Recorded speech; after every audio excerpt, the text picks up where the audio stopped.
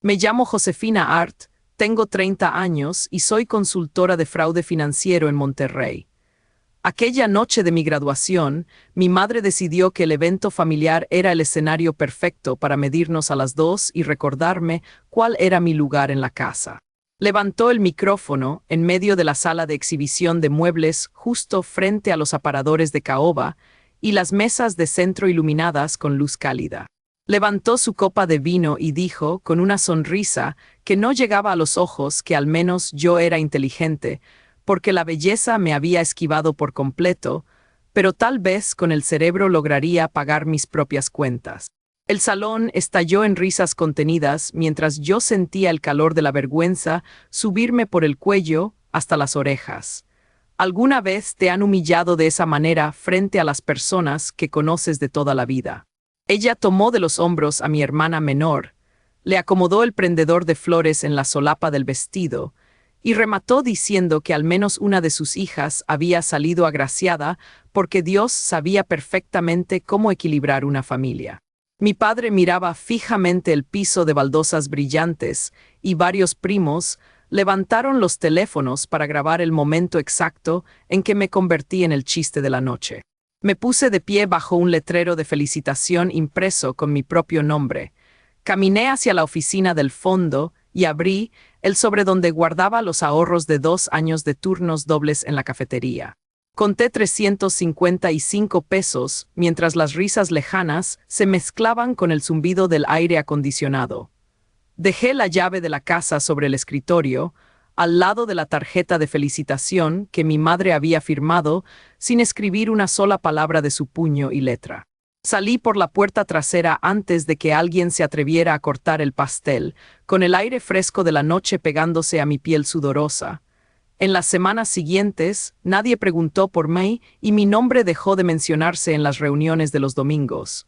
12 años después, crucé las puertas de la boda de mi hermana cargando con pruebas documentales que demostraban que mi familia nunca había logrado dejarme atrás y apenas unos minutos antes de la ceremonia.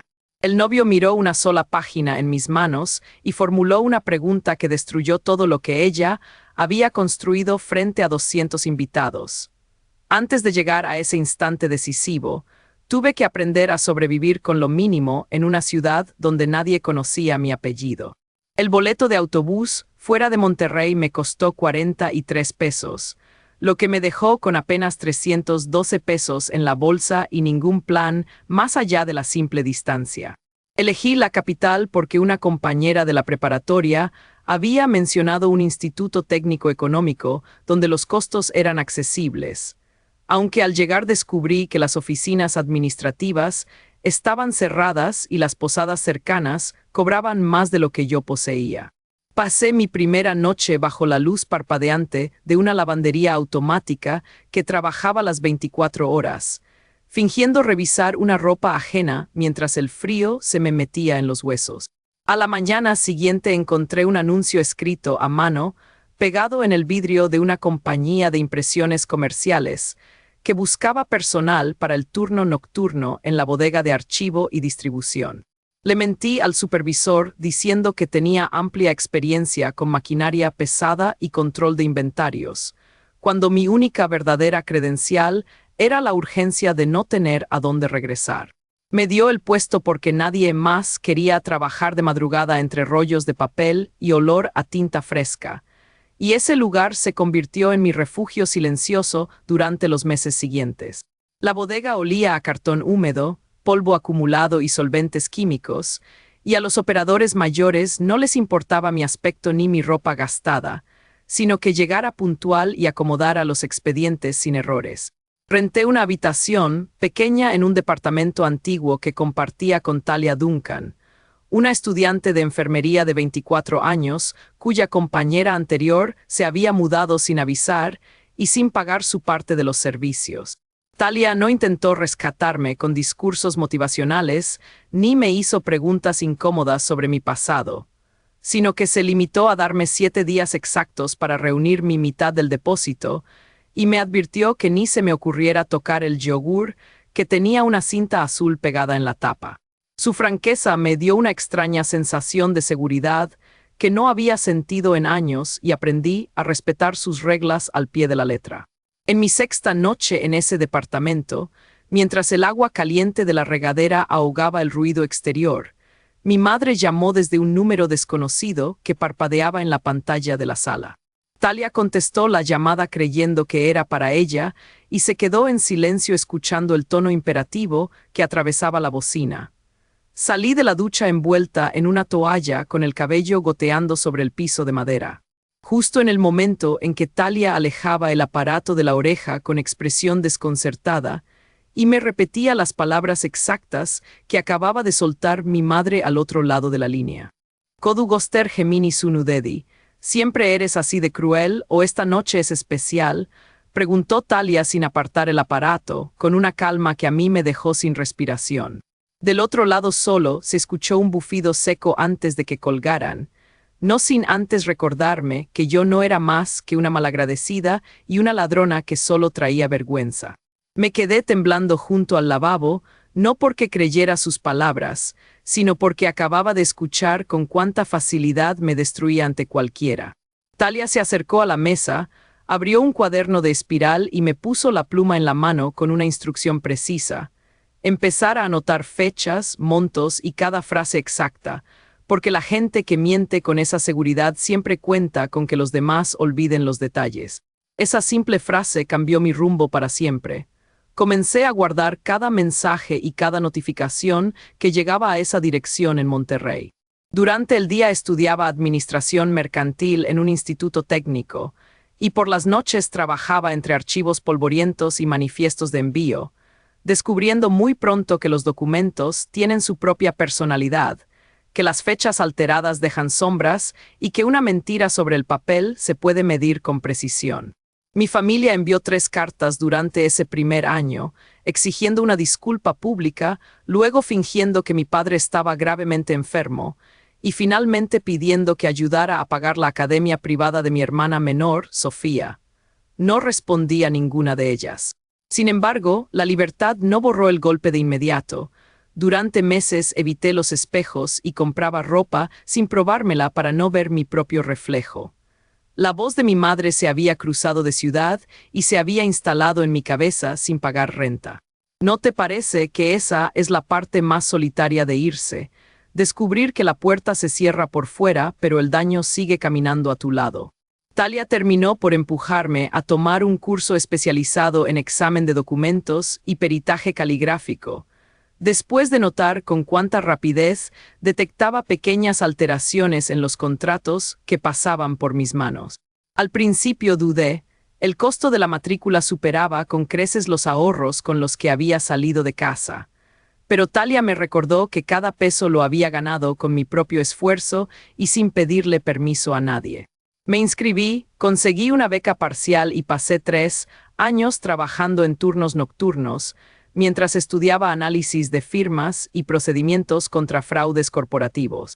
Mi madre me había enseñado que las apariencias determinaban el valor de una persona, pero aquel almacén de documentos me demostró lo opuesto. Un documento pulido podía ser una estafa total, mientras que uno viejo y manchado podía guardar la verdad absoluta. A los 22 años ya no me importaba encajar en los moldes de belleza que ella imponía. Lo único que quería era convertirme en alguien imposible de engañar. Tras obtener la certificación, entré a trabajar en una firma de investigación de seguros especializada en reclamaciones falsas y suplantación de identidad.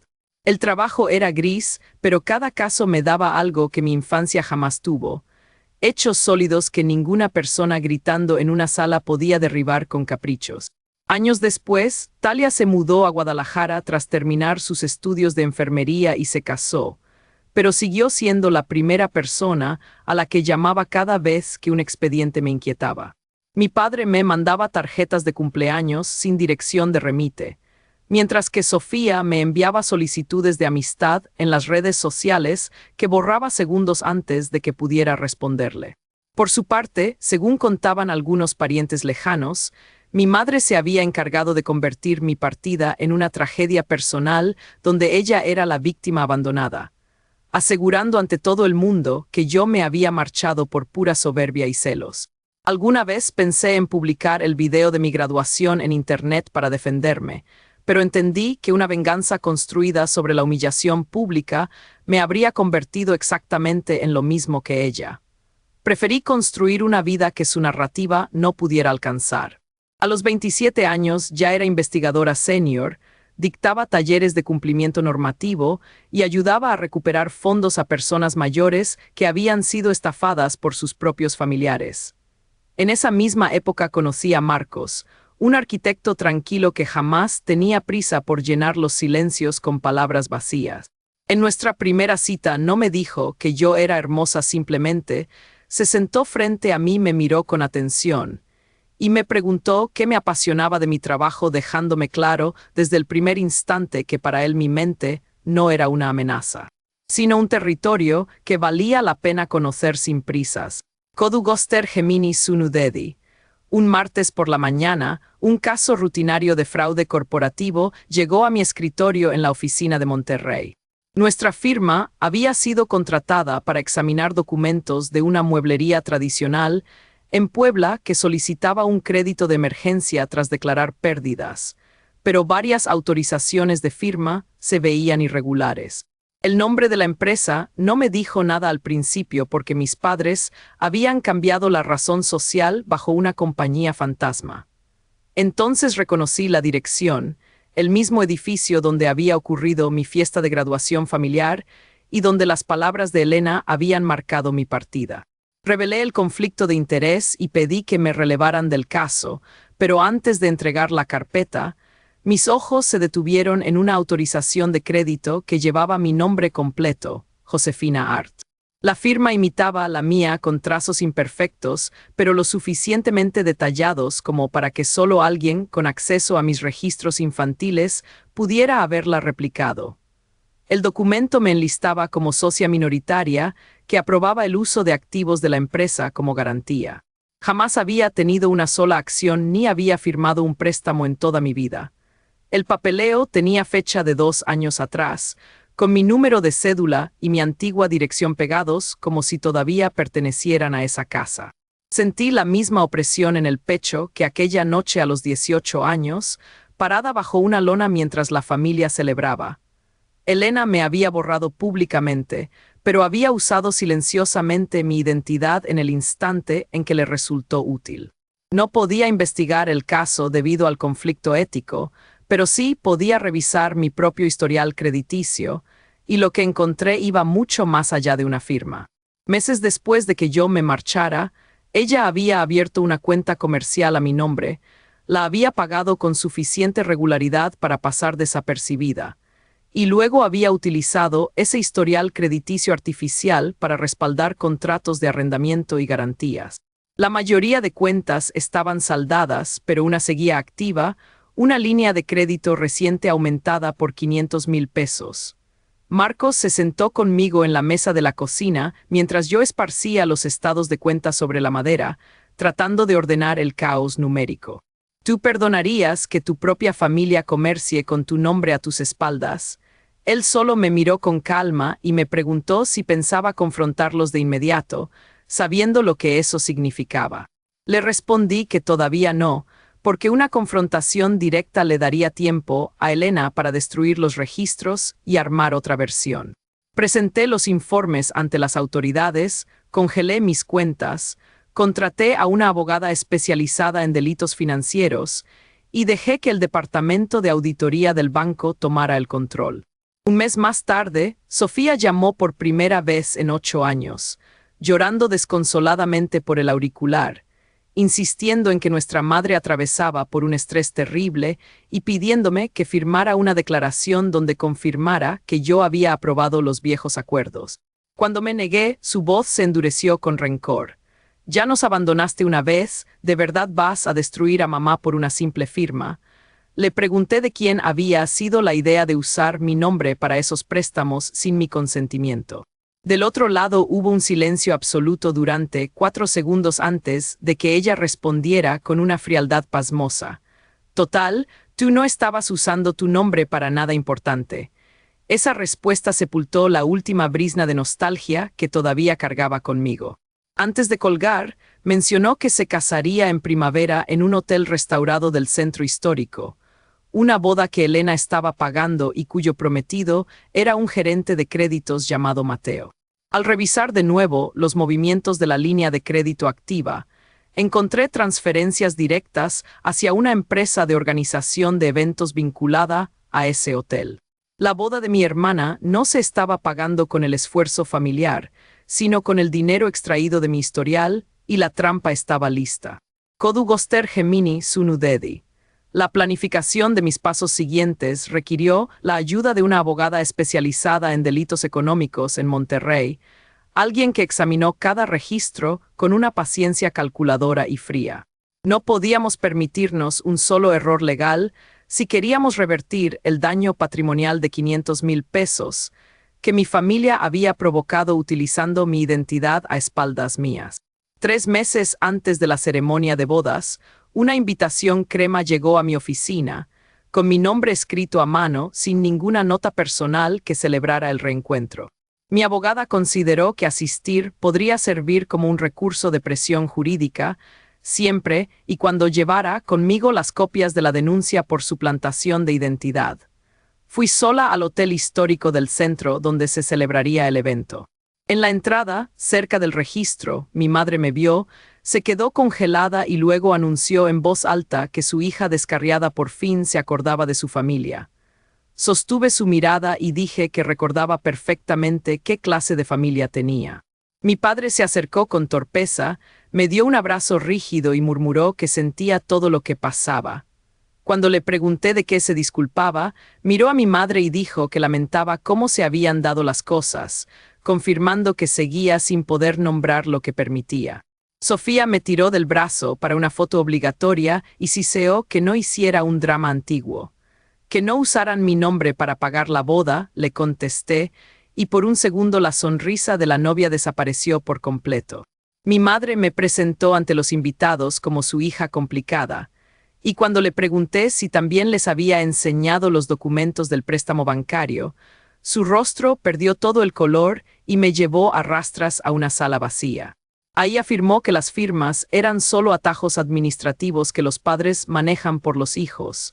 Mi padre admitió que la empresa familiar fallaba y decenas de empleos corrían peligro. Así que decidieron regalar mi identidad, repliqué.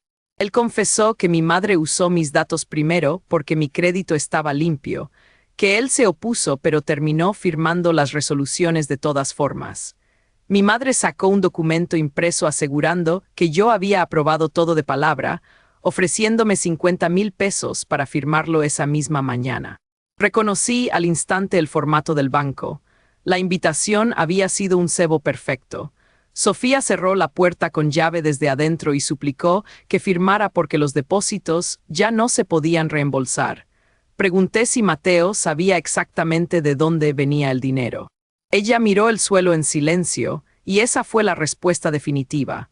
10 minutos antes de la procesión, Mateo se me acercó por privado mostrando su teléfono celular con el aviso de que el pago final del hotel estaba retenido y el nombre del aval expuesto claramente.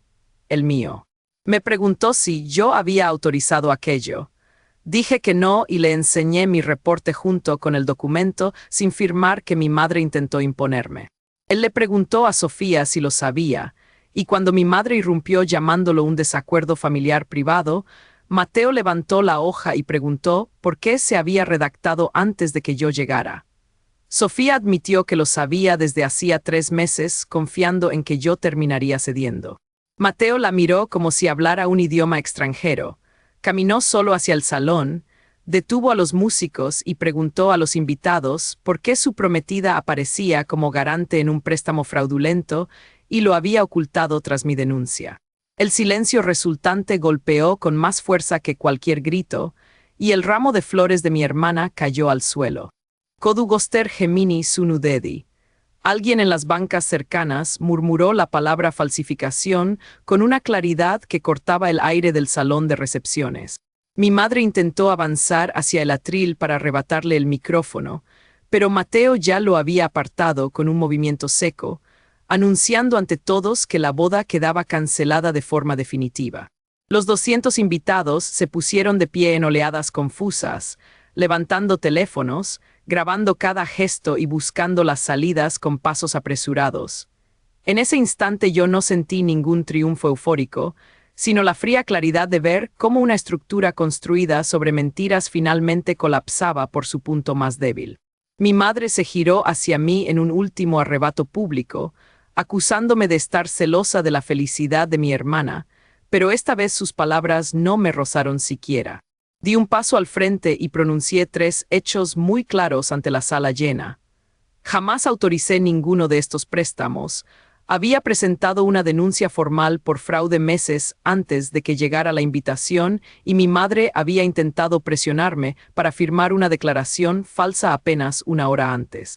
Mi padre, para su crédito en medio del desastre, admitió en voz alta haber presenciado la preparación de firmas sin mi presencia, algo que no lo absolvía de su culpa, pero al menos confirmaba que yo no había inventado nada. Los representantes de las entidades financieras llegaron esa misma tarde, congelaron la cuenta destinada al evento y comenzaron a exigir registros y aclaraciones oficiales.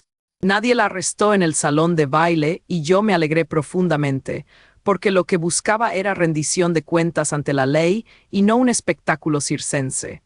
Con el paso de los meses, mi madre terminó cooperando con la justicia. Vendió la sala de exhibición para cubrir parte de los 500,000 pesos de pérdida y recibió una sentencia con libertad condicional y una orden de restitución que consumió gran parte de lo que había medido su éxito durante décadas. Mi padre perdió su posición y sus ahorros, enviándome cartas mensuales llenas de excusas hasta que una de ellas finalmente admitió que se había protegido del conflicto, permitiendo que fuera yo quien cargara con todo. Sofía pasó meses discutiendo con proveedores, perdió el compromiso de manera permanente, se mudó de ciudad, comenzó terapia y casi 2 años más tarde me llamó sin pedir dinero ni disculpas vacías, limitándose a confesar su arrepentimiento por haber ayudado a borrarme. Le respondí con serenidad que una disculpa demuestra conciencia pero no borra el daño, y desde entonces hemos construido algo pequeño y cauteloso, viéndonos 2 veces al año en lugares públicos sin fingir que 12 años desaparecieron. Mateo y yo nos casamos por el civil acompañados por Talia y unos amigos, sin listas de invitados ni apariencias que mantener.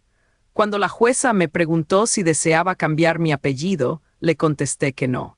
Mantenerlo era mi declaración de que algo no deja de ser tuyo porque otro lo haya usado mal. Hoy dirijo una consultoría ayudando a bancos y empresas familiares a detectar fraudes internos a tiempo. Y creé un fondo de emergencia en el Instituto Técnico que me abrió las puertas cuando no tenía nada, dando 350 y 5 pesos a estudiantes en crisis, sabiendo cuánto puede ayudar esa cifra con una oportunidad honesta. Mucha gente pregunta si exponer a mi familia fue venganza. No lo fue, la venganza habría significado buscar que sufran. Solo documenté lo que ya era verdad y dejé de protegerlos. Los límites no son un castigo, son la condición para acceder a tu vida. La mayor pérdida de mi madre fue perder el poder de definir la realidad, y la mía fue aprender a caminar sin la aprobación de nadie para saber quién soy. ¿Alguna vez tuviste que alejarte de tu propia familia? Cuéntamelo abajo y suscríbete para no perderte la próxima historia.